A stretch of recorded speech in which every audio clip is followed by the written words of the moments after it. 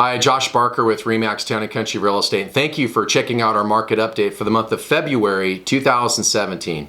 This month what I'd like to do is just touch on some of the hottest topics trending right now here in the local Shasta County real estate market. So first and foremost, right now there's some reports that are out there that are suggesting that consumer confidence is at the highest point that it's been since August of 2001.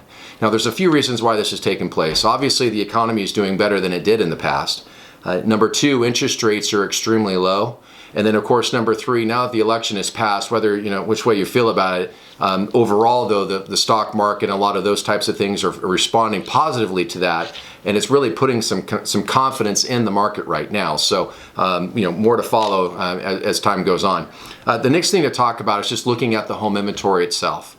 If you're a buyer out there in the market right now looking, you'll notice that our home inventory is lower than it has been in the past. In fact, right now, we are 25% lower in terms of home inventory compared to the same time last year. So you're gonna feel that when you're out shopping for homes. The next thing to look at is that sales. They are actually up. We're up 10% on home sales compared to the same time last year. And so with home sales increasing and the inventory decreasing, it's no wonder that we're experiencing a hotter market, a tighter market for buyers. But the good news is for sellers, is that the marketing time is shorter now. So when the homes are priced properly, you could expect in the city of Reading on a subdivision type of property that's priced right, you're really from 0 to 30 days is about the time period it takes to get a home sold. As you go further out from the city center, naturally the days on market is increasing just a little bit because you'll start to see the buyer demand in some cases start to slow down. And so naturally it takes a little bit longer to get a home sold. The next thing to look at is just talking about new construction. What's going to be really noticeable this year, and it surprised me, is that if you look at the city of Anderson, which is a small town that's just south of Reading, the city of Anderson has a huge amount of new home construction permits that have been pulled. And there's multiple subdivisions down there that are right now starting to build homes. And we're going to expect to see a lot of that inventory hit the market in early, mid, and late summer. This is important to look at because we're not seeing that same amount of excitement for new construction here in the city of Reading.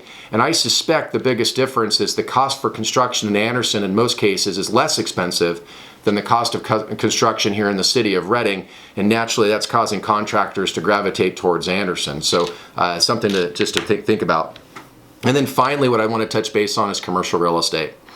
One thing that's been shocking to me is that I've been looking at the cost of construction for new home or for new buildings here in the city of Reading. The cost for construction is up astronomically compared to what it was 5, 7, 10 years ago.